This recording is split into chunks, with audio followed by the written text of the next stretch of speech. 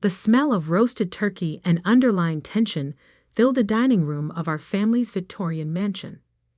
Snow fell softly outside the tall windows, adding a deceptively peaceful backdrop to what I knew would be anything but a peaceful Christmas dinner. I'm Alexandra Bennett, though my family insists on calling me Alex. Their way of diminishing everything about me, right down to my name. At 29, I'm the youngest of 3 children and the only one who chose to stay in the family home after graduating college. Not out of necessity, but strategy. A fact my brother Timothy was about to learn the hard way. The antique grandfather clock struck 6 as our housekeeper Maria brought in the last of the side dishes. She caught my eye briefly, a knowing look passing between us. She'd been here 30 years, long enough to see every family drama unfold, including what was about to happen tonight. Alex, my mother Margaret called from her end of the table, do try to sit up straight. The Hendersons are joining us later for dessert. Her voice carried that familiar note of perpetual disappointment, as if my very posture was letting down the entire Bennett legacy. I adjusted my position slightly, smoothing the napkin across my lap. The Hendersons, of course. Mother's attempt to set me up with their son Bradley. Another suitable match I was supposedly lucky to attract, despite my peculiarities, as she called my career choices. Timothy sat across from me, his wife Diane beside him, both dressed like they'd stepped out of a luxury magazine spread. He'd taken over father's investment firm 3 years ago, a position he'd neither earned nor deserved. But in our family, being the firstborn son trumped little things like competence or ethics. My sister Catherine sat near the end, tapping away at her phone despite mother's repeated glares. She'd blown through 2 trust funds and 3 marriages, yet somehow remained the sensible daughter because at least she tried to settle down. Before we begin, Father announced from the head of the table, I think it's time we address the elephant in the room. He set down his wine glass with practiced precision. The future of this house. Ah, here it came. I'd been waiting for this moment for exactly 3 years, 2 months, and 15 days. As you know, he continued, this property has been in the Bennett family for 4 generations. With the recent changes in the market, certain decisions need to be made. What he meant was that his investment firm, now Timothy's investment firm, had lost several major clients. The kind of losses that made people whisper at country club gatherings. The kind that forced selling of assets. Timothy leaned forward, unable to contain his smirk. What Father's trying to say, Alex, is that it's time for you to find your own place. We're selling the house. I took a small sip of water, letting the moment stretch. Is that so? Don't act surprised, Catherine chimed in, finally looking up from her phone. You can't have expected to live here forever. Some of us have actual families to think about. By actual families, she meant her latest fiancé and his 3 children from 2 previous marriages. The fiancé who, unknown to her, had already blown through most of her remaining trust fund on a failed yacht charter business in Miami. The market's quite good right now, Timothy continued, his voice taking on that condescending tone he perfected since childhood. I have several interested buyers already. High-end developers. They'll probably tear it down, build luxury condos. Mother's hand flew to her throat. Tear it down. But Timothy, darling, this house is just a house, Mother. He cut her off. Progress demands change. Besides, Alex needs to learn to stand on her own 2 feet. You have 1 week to pack your things and leave. I set down my water glass carefully.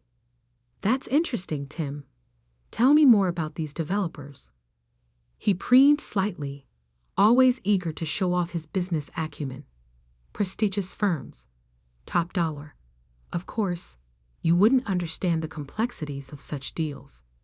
Actually, I said, reaching for my briefcase beside my chair, I understand completely.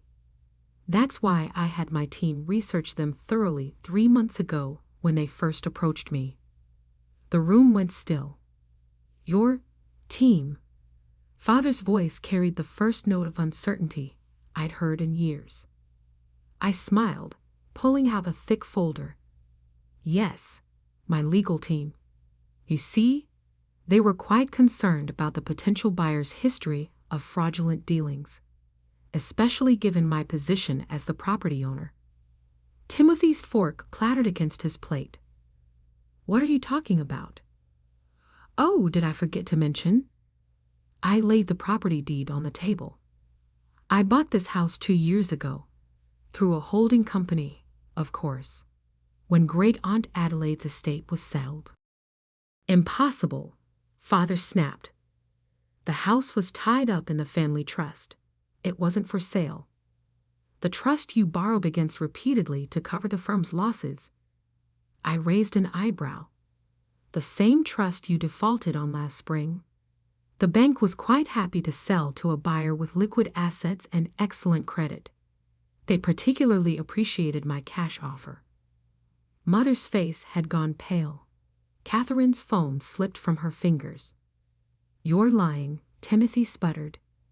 This is some kind of joke.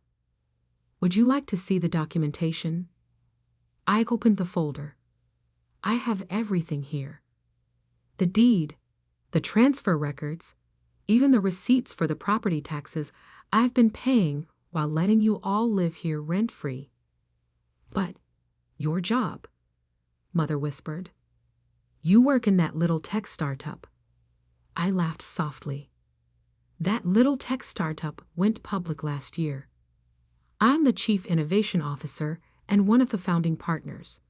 Did none of you ever actually Google my company? We're valued at just over $4 billion. The silence that followed was deafening.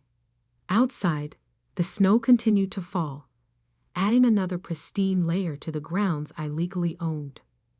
So, I continued, about that 1-week notice to vacate. I think 24 hours is more appropriate, don't you? After all, progress demands change. Timothy's face had turned an alarming shade of red. You can't do this. We're family. Family? I pulled out another document. Like when you forged my signature to access my trust fund last year. Or when you mortgaged this house to cover your gambling debts. His mouth opened and closed like a fish out of water. Diane suddenly became very interested in her napkin. How did you? Father started. No, I finished for him. I know everything. Every loan, every fraud, every secret account. And after tomorrow, so will the SEC. The grandfather clock chimed again, its sound echoing through the stunned silence. But I wasn't finished. There was one more revelation to come. One that would shake the Bennett family to its very core. Now, I said calmly, let's talk about what really happened to Great Aunt Adelaide's original will. The one that disappeared the night before she died. The one Timothy visited her about in the hospital. Timothy's face went from red to white faster than I thought possible, because he knew what was coming next would destroy not just his reputation, but everything he'd schemed and stolen to build. Maria quietly began clearing the untouched dinner plates, her movements precise and careful, like someone trying not to startle a room full of cornered animals. The turkey had gone cold, forgotten in the wake of my revelation. The night before Great Aunt Adelaide died, I continued, pulling out a USB drive. The hospital security cameras recorded something interesting. Would you like to see it, Timothy? Or should I just describe how you threatened our dying aunt to change her will? Stop. Timothy's voice cracked. His perfectly pressed collar suddenly seemed to be choking him. Why stop? Isn't this what family dinners are for? Sharing memories? I connected the drive to my tablet. The footage is quite clear. You entering her room at 11:42 p.m. The nurse's statement confirmed she heard you shouting. Something about deserving the inheritance more than your worthless sisters. Mother's hand trembled as she reached for her wine glass. Timothy, what is she talking about? Nothing, he snapped. She's making this up. Really? I turned the tablet screen toward them, because the video shows you leaving with documents at 12:37 a.m., and exactly 6 hours later, Aunt Adelaide was dead. The original will, mysteriously missing. The new one, hastily signed under suspicious circumstances, left everything to you. Catherine had gone very still. The inheritance, the money you loaned me for my divorce settlement, was stolen. I finished for her. All of it. From the estate, from my trust fund, from this house's equity. Timothy's been running a pyramid scheme for years, using family assets to cover his trading losses. Diane suddenly stood, her chair scraping against the hardwood floor. I need some air. Sit down, I said firmly. You helped him forge the documents. The SEC has your signatures too. She sank back down, color draining from her face. You've been investigating us. Father's voice carried more bewilderment than anger. Your own family? No, Father. I've been protecting myself. Ever since I found the original will in Timothy's office safe 3 years ago. Timothy's head snapped up. You broke into my office? Actually, your secretary let me in. Remember Linda? The one you fired for incompetence when she threatened to expose your affair with the investor's liaison? I smiled slightly. She's been working for my tech company ever since, keeping excellent records. The sound of Mother's wine glass shattering against the floor made everyone jump. Maria moved to clean it up, but I raised my hand, stopping her. Leave it, I said softly.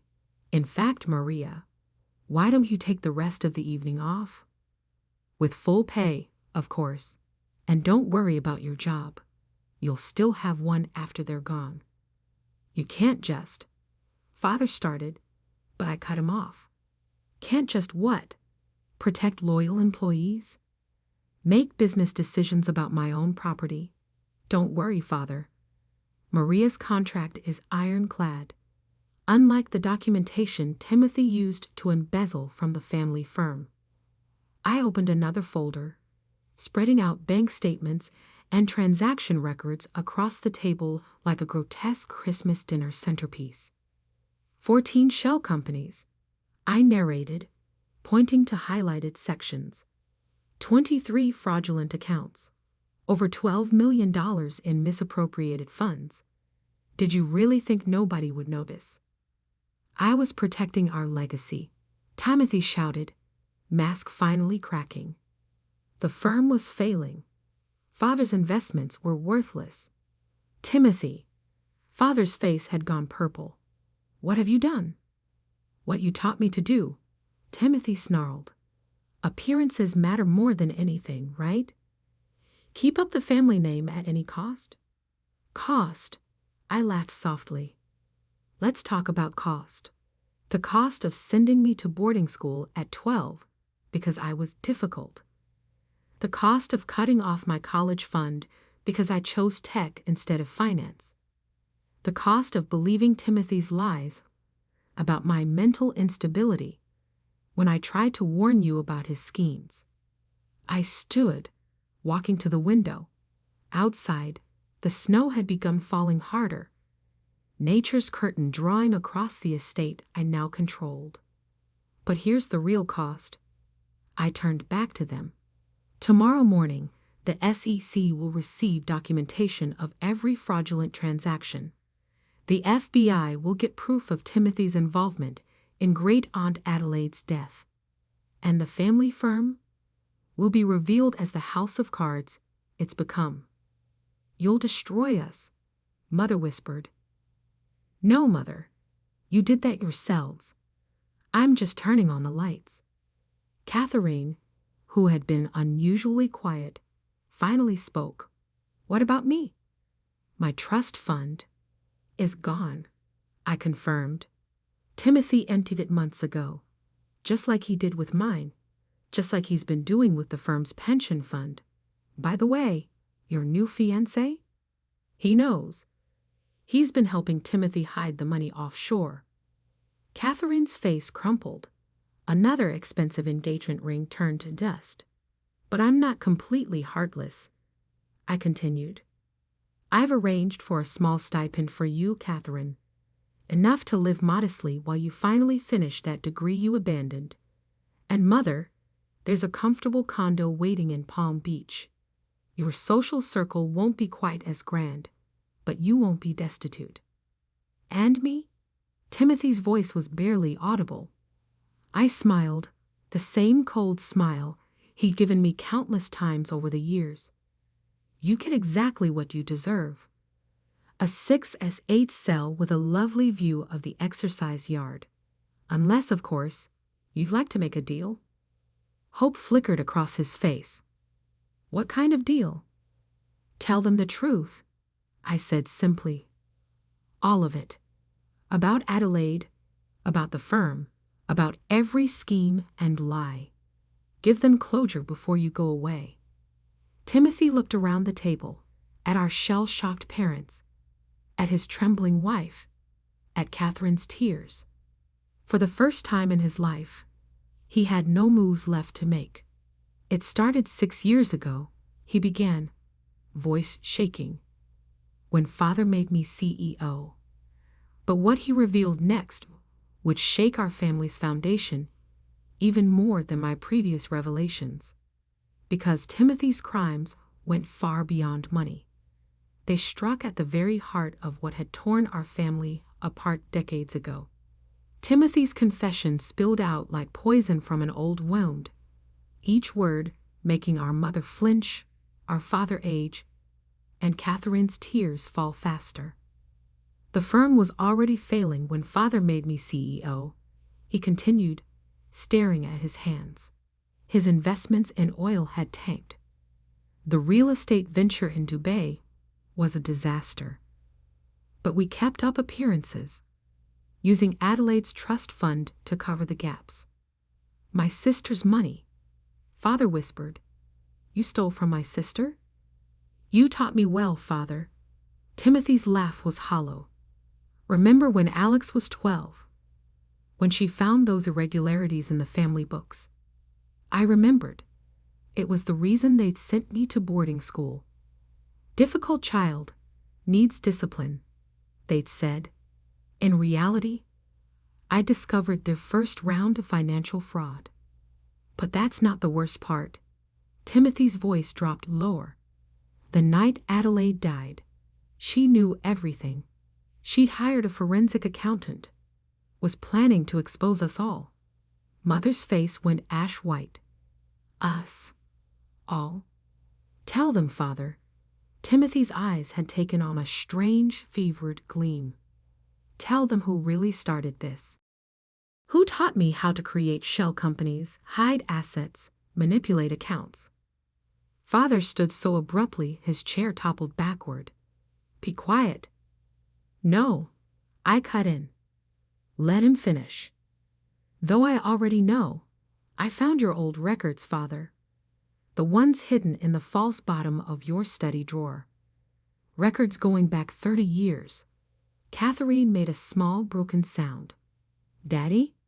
It was for the family. Father's voice cracked. Everything I did was to maintain our position, our name, including sending me away. I asked quietly, including believing Timothy when he said I was unstable, turning the whole family against me when I tried to warn you about the firm's collapse. You were too smart, he whispered, too observant, just like Adelaide. The truth hung in the air like smoke, choking us all. So when she threatened to expose you, I continued, Timothy handled it, just like you taught him to handle problems. But he got sloppy, left evidence. I pulled out one final document, a hospital record showing elevated levels of potassium in Adelaide's last blood test. Levels that couldn't be explained by her condition. Did you know about this part, Father? Did you know your son graduated from fraud to murder? Mother ran from the room, the sound of her retching echoing from the hallway. Diane sat frozen, her expensive manicure digging half-moons into her palms. I didn't. Father stumbled back. Timothy, tell me you didn't. The family name? Timothy's voice was eerily calm now. Above all else, protect the family name. Your words, Father. Your lessons. I stood, gathering my documents. The police will be here in approximately 10 minutes. I called them before dinner. You're having us arrested? On Christmas? Catherine's voice rose hysterically. No, Catherine. I'm having Timothy and Father arrested. You and Mother have different consequences. I handed her an envelope. Your new apartment lease, first year paid, along with enrollment papers for the community college nearest your new home. Time to build a real life. She took the envelope with trembling hands. Why? Why help me? Because you were a victim too. Spoiled and enabled, yes, but not criminal. Not like them. The sound of sirens grew in the distance. Timothy made a move toward the door, but I pulled out my phone. The house is surrounded. My security team has been in place all evening. Security team? Diane finally spoke. Did you really think I'd confront financial fraudsters and a murderer without protection?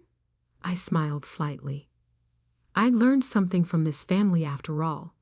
Always have a backup plan. The front door opened, and heady footsteps filled the hallway. 2 police detectives entered the dining room, followed by FBI agents. Mr. Bennett, Mr. Timothy Bennett, the lead detective announced. You're under arrest for financial fraud, embezzlement, and in your case, Timothy, the suspected murder of Adelaide Bennett. As they read them their rights, Mother returned, leaning heavily against the doorframe. I walked to her, holding out another envelope. The condo in Palm Beach, I said softly. It's peaceful. Far from all of this. There's enough money in the account I've set up to live comfortably, if not extravagantly.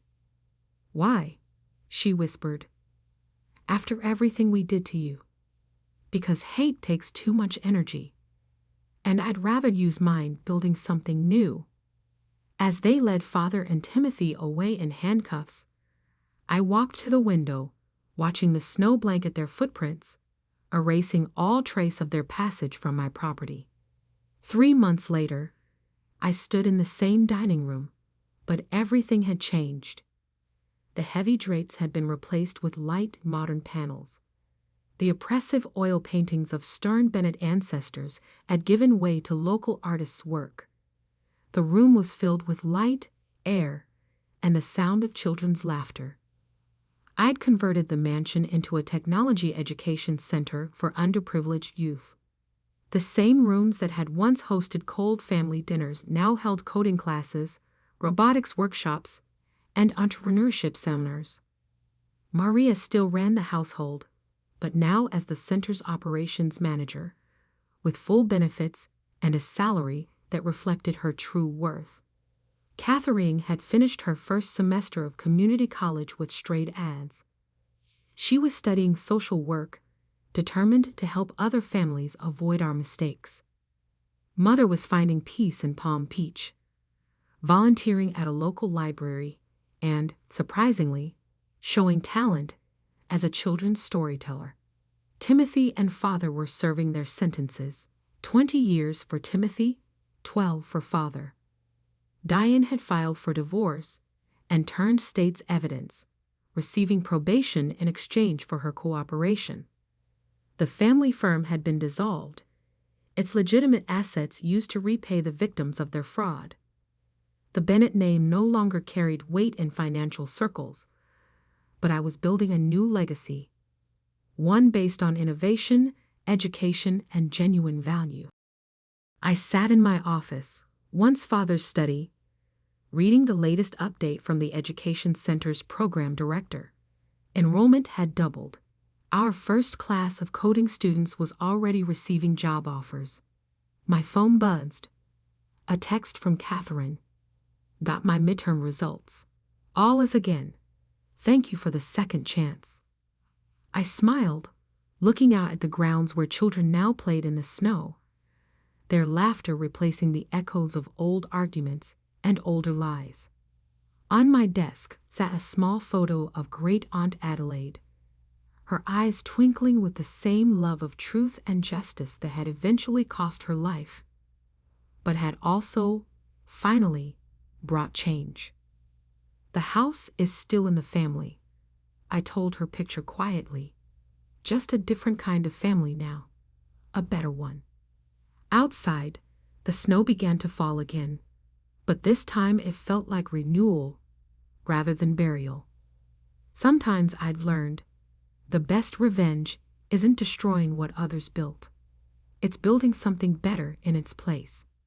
As evening fell, I walked the halls of what was now the Bennett Technology Education Center, listening to the happy chatter of the last students leaving for the day. In the dining room, a group of teenage girls was finishing a coding project, their laptops occupying the same space where that fateful Christmas dinner had shattered my family's illusions. One of them looked up. "Ms. Bennett, can you help us with this algorithm?" I sat down at the table, right where I'd sat 3 months ago, but this time surrounded by hope rather than hostility. "Of course," I said, smiling. "Let's build something amazing. Because that's what real power is. Not the ability to destroy, but the strength to create something new from the ashes of what was lost." And in that, I had finally found my true inheritance. Before heading to the board meeting, I made one crucial stop.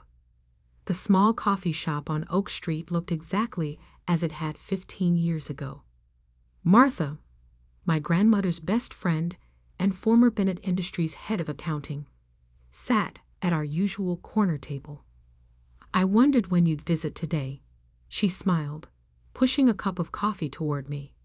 At 78, her eyes were still sharp as ever. "It's time, isn't it?" I nodded, settling into the chair. "They never knew it was you who taught me how to read corporate financial statements when I was 16. Or that you helped me understand what they were really doing with the company." Martha had been the one who opened my eyes years ago, showing me how my father and Marcus manipulated numbers, hid losses, and played fast and loose with investor funds. She'd been forced into early retirement when she threatened to report their practices. "Your grandmother would be proud," Martha said softly. "She always said you were the one who truly understood the value of things." I touched the emerald pendant at my neck, my grandmother's last gift before she passed. They're about to learn exactly how much I understood. At precisely 1:55 p.m., I walked into Bennett Industries' main conference room. The tension was palpable. Board members sat rigid in their chairs, papers spread before them. My father stood at the head of the table, trying to project confidence. Marcus slouched in a corner, his usual smirk replaced by barely concealed panic. Mom sat near the door, her designer outfit slightly less perfect than usual. She probably spent the morning discovering just how many of her social connections depended on my anonymous donations. "Let's begin," I said clearly, taking a seat directly opposite my father. This meeting was called. Dad started, but I cut him off. This meeting was called because I triggered the shareholder rights clause requiring disclosure of significant ownership changes. I opened my laptop. Shall we look at the numbers? The projector hummed to life, displaying a complex web of shell companies, investment vehicles, and stock transfers. 3 years of careful acquisition, all leading to this moment. As of this morning, I continued, these entities collectively own 47% of Bennett Industries' voting shares. The room erupted in murmurs. Dad gripped the edge of the table. That's impossible, Marcus burst out. The family trust controls majority shares. Correction, I smiled. The family trust controlled majority shares until you used them as collateral for your failed Pacific Shores development project last year. A project that, coincidentally, was purchased at bankruptcy auction by one of my investment groups. Marcus went pale. How did you? No? Unlike you, I actually read the financial reports. All of them, including the ones you tried to bury. I turned to the board members. Would anyone like to see the real numbers from the last 3 years? The ones that don't appear in the official statements. This is blackmail, Dad snapped. No, this is business. I stood up slowly. You taught me that, remember? Everything's negotiable.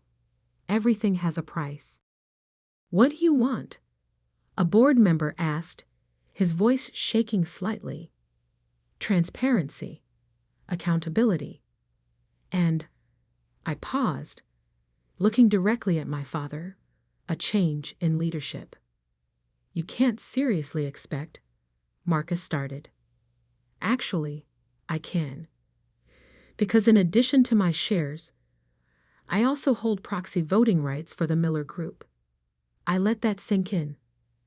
The Miller Group, our largest institutional investor, controlled another 15% of shares. Dad sank into his chair. Catherine Miller is a personal friend. Catherine Miller is a businesswoman who recognizes competence over nepotism. I clicked to the next slide. She's also aware of certain irregularities in the company's handling of her investments. Irregularities that I've documented extensively. The room fell silent. Years of mismanagement, hidden losses, and questionable deals, all meticulously recorded and ready to be exposed. Here's what's going to happen, I said calmly. The board will appoint an independent audit committee. Marcus will resign from all operational roles. And Dad? I met his eyes. You'll announce your retirement. Today. Or what? He challenged, but his voice lacked conviction. Or I call the SEC. I'm sure they'd be very interested in the real story behind Wilson Holdings' collapse, and the Thompson development deal, and about a dozen other transactions I've documented. Mom stood up suddenly. Alexandra, please. This is your family. Family? I turned to her. Was it family when you watched Dad crush every initiative I brought to the company? When you stayed silent as Marcus took credit for my work? When you threatened to disown me if I didn't give up my house? She flinched. I learned what family meant from Grandma, and from people like Martha Stevens. You remember her, don't you, Dad? The accountant you forced out because she wouldn't cook the books. Dad's face contorted. Martha? She's been helping you. She taught me to see what was really happening in this company, and now everyone else will see it too. I distributed folders to each board member. These contain my formal proposal for restructuring Bennett Industries. You'll find it addresses the company's actual financial position, not the one shown in public statements. The next 2 hours were a blur of legal discussions, votes, and resolutions. By the end, the transformation was complete. Dad announced his retirement for health reasons. Marcus was removed from all operational roles, and I became executive chairperson of the board with a mandate to reform the company's governance and operations. As the board members filed out, Dad remained seated, staring at the papers in front of him. "I never thought," he began, "that I could do this," I finished. "That's been the problem all along." "What happens now?" Marcus asked, his arrogance finally shattered. "Now, you'll retain your shares, but have no operational control. Dad will have a comfortable retirement, provided he stays out of company business. And Mom," I turned to her, "the foundation's funding is secure, but its board will be independently managed." "And the mansion?" she asked quietly. "Keep it. Consider it a reminder that sometimes the child you underestimate the most becomes the one you answer to." I gathered my things, pausing at the door. "Oh, and Marcus?" "I bought the Thompson Development Group this morning. Turns out they were eager to sell once they realized who they were really dealing with." The sun was setting as I drove home, to my house, the one I'd refused to sell, the one that had started this whole confrontation. Martha was waiting on my porch, a bottle of champagne in hand. "Your grandmother kept a letter for you," she said, pulling an envelope from her bag. "She asked me to give it to you when the time was right. I think today qualifies." The letter was short, written in my grandmother's elegant hand. "My dearest Alexandra, I've watched you grow into someone extraordinary, someone who sees beyond the surface of things. The emerald pendant I gave you isn't just jewelry. It's the key to a trust I established years ago, one your father knows nothing about. Martha will explain everything. You've proven you know how to build things. Now show them how to build something better than they ever imagined.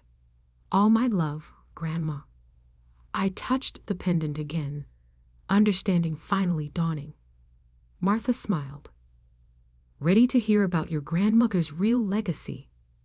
I nodded, opening my door to welcome her in, because sometimes the best revenge isn't about tearing things down. It's about building something new from the ashes of what they never valued.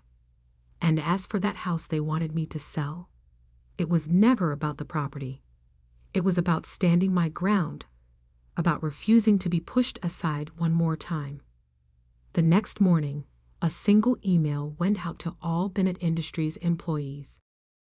Change isn't always comfortable, but it's often necessary. Together, we're going to build something extraordinary. And this time, everyone's voice will matter. Regards, Alexandra Bennett, Executive Chairperson, Bennett Industries. Sometimes the biggest victories come not from the battles we win, but from the lessons we teach along the way. My family had spent years teaching me that I wasn't enough. In the end, I taught them that I was more than they ever imagined. And that house they wanted so badly, I think I'll keep it. After all, it's got a perfect view of the Bennett Industries Tower. A daily reminder that sometimes the best response to "we don't want you" is to become the person they can't ignore. Martha raised her champagne glass. "To your grandmother." "To the future," I corrected, smiling. "And to remembering that some things aren't for sale. Not houses, not principles, and definitely not self-worth." The sun set over the city skyline, painting the sky in shades of victory. Tomorrow would bring new challenges, new opportunities to reshape the company. But for now, sitting in the house I'd refused to give up, I was exactly where I needed to be. Because sometimes the best revenge isn't revenge at all. It's showing them exactly who you've become while they were busy underestimating you. And I was just getting started.